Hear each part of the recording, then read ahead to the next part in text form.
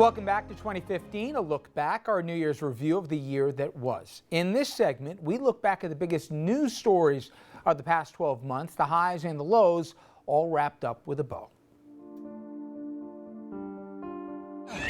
A 7.8 magnitude earthquake centered in Nepal. The death toll now surging. This team has brought this young man out of this building, and he is alive. The epitome of chaos hit Mount Everest. The Airbus A320 crashed in the French Alps. A horrifying realization. That young co-pilot had every intention to destroy that plane. Tangible proof that MH370 crashed into the Indian Ocean. Prince George is now a big brother. I am Princess. Growing outrage after a beloved lion was killed by an American dentist. Mexico's most notorious drug dealer is now also its most wanted man. Kayla Mueller, held by ISIS, now confirmed dead. Kayla has touched the heart of the world. An attack on a packed train foiled by quick-thinking American passengers. Alec just hit me on the shoulder to say, let's go. The plane with more than 200 people on board went down in Egypt. At least a dozen people were killed today during a staff meeting at the Charlie Hebdo offices. The greatest refugee crisis since the Second World War. The people are coming quicker than we can load them. Anger, frustration, hope, and chaos. Paris under attack. The terrorists hit 6 separate locations. At least 129 killed. If I live in fear, they won. The suspects are now cornered. Abdelhamid Aboud is dead. The deadliest terror attack on our homeland since 9/11. Several down in the conference room, several down. Farouk and Tashfeen Malik had made their plans to attack well in advance. There has been a mass shooting at a community college in southern Oregon. Somehow this has become routine. Gunfire ripping through this Louisiana movie theater. Live on the air when a gunman opened fire. Police exchanging gunfire with a man inside this Colorado Springs Planned Parenthood. Horrific tragedy in Charleston. These people were in church. 21-year-old Dylan Roof has been caught. We have no room for hate, so we have to forgive. A historic moment set in motion by the killings. Thousands gathered in Selma to remember that day in 1965. It's become a very important day in my life. An ugly scene in Baltimore. Still searching for answers after the death of 25-year-old Freddie Gray. Sandra Bland's death in a Texas jail is sparking outrage. Police officer Michael Slager fires 8 times at Walter Scott. He was my son. Be on the lookout for 2 escapees from Clinton County Corrections Facility. Many comparing it to the plot of Shawshank Redemption. The massive manhunt finally over. An Amtrak train derailed in Philadelphia. Going more than 100 miles per hour. Verdict is in, the death penalty for Zohar Tsarnaev. He wanted to go to hell, and he's going to get there early. I sentenced the defendant to life imprisonment. James Holmes received 12 consecutive life sentences. A record broken Boston, buried under snow. More than 25,000 firefighters battling 65 wildfires. This is a disaster. This pristine shoreline now an oily mess. It's the biggest breakthrough yet. Liquid water has been found on Mars.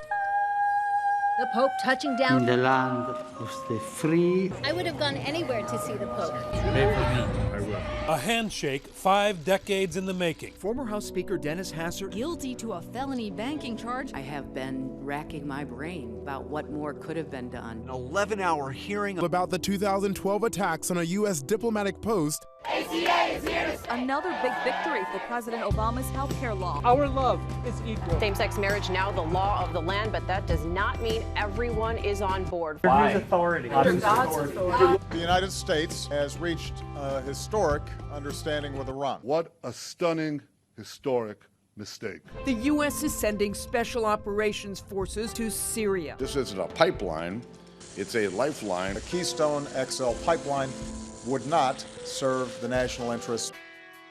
It was the interview heard round the world. For all intents and purposes, I am a woman. The longest-running late-night show host ever, taking the stage one last time. Jon Stewart signing off for the last time. The Force has awakened for a highly anticipated film. It was just magical.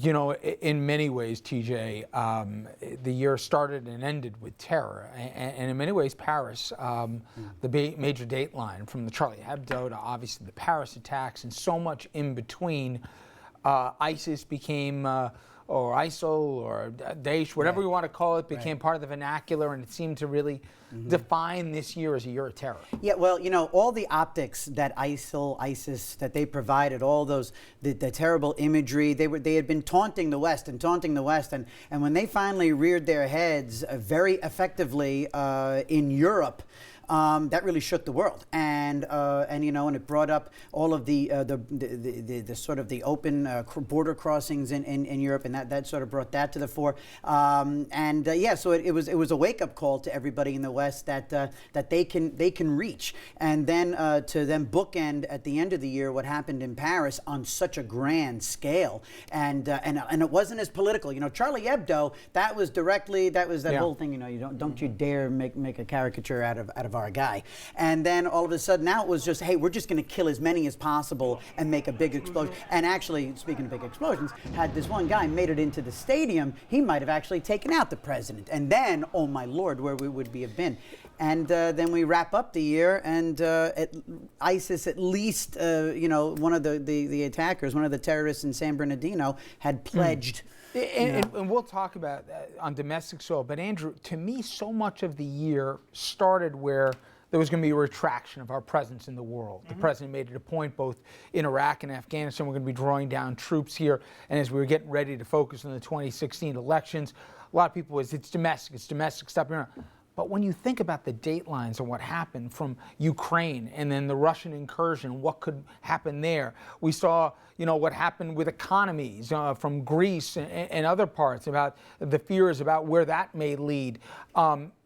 The world became a much smaller place, I think, in this year, and the global concerns, again, are now American concerns. And as we, you know, go to record here, this basically, terrorism is the #1 issue facing the American electorate going into the next presidential election. And you wouldn't have thought that at the beginning of the year. 12 months ago, and if we go back and we check the tape for 2014, a look back, terrorism was nowhere on people's scope. It really was, there was no taste in the United States for foreign intervention or for really expanding our global footprint or our military presence.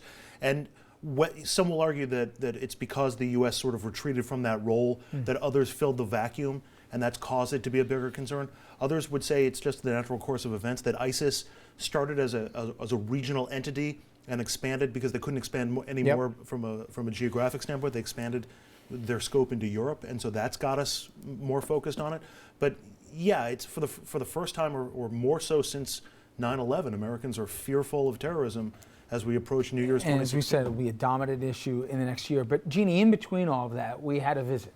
When the Pope came, it was interesting. People, not even the laity, people outside the faith, this was one of those defined. There was even a controversy in Congress as to, you know, even relating to the Pope. With all that, it was interesting, the messaging of this Pope.